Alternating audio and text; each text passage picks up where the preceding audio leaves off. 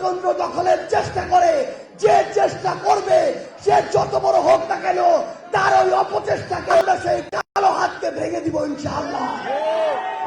জনগণের ভোট, জনগণকে সেই ভোটের অধিকার বুঝিয়ে দিতে হবে। কোন দলের সাথে আমাদের সমস্যা নেই। অভ্যুত্থানের আগে আমরা একসাথে ছিলাম, অভ্যুত্থানের পরেও আমরা একসাথে থাকবো।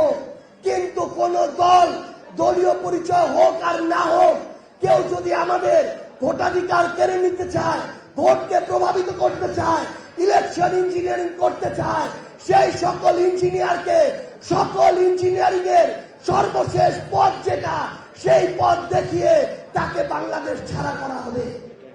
আগামীতে আমরা স্পষ্ট করে শুধু একটা কথা বলে দেই, আমরা আমাদের ভোটাধিকারটা চাই।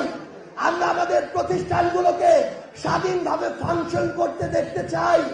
আমরা জনগণ প্রত্যেকটা প্রতিষ্ঠান থেকে আমাদের যে সেবাগুলো, এই সেবাগুলো বিনা টাকায় পাইতে চাই। আওয়ামী লীগের আমলে প্রত্যেকটা অফিসে দলীয় সমিতি দিয়ে ভরে গিয়েছিল। একজন ডাক্তারকেও কর্মচারী সমিতিরা তটস্থ করে রাখত।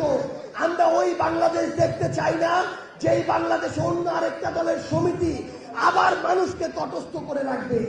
পরিশেষে একটা কথা বলে শেষ করব, যারা এর আগে অন্য দল করত, অপরাধী ছিল না, তারা ঠিক মতো থাকুক, আমাদের সমস্যা নাই। কিন্তু ফ্যাসিবাদের যারা প্রমাণিত দোষর, যারা জুলাইয়ের প্রমাণিত বিরোধী, তাদেরকে যদি আপনারা প্রশ্রয় দেন, যেই ফাঁদ আপনারা তৈরি করছেন, ওই ফাঁদেই আপনাদের শেষ হবে।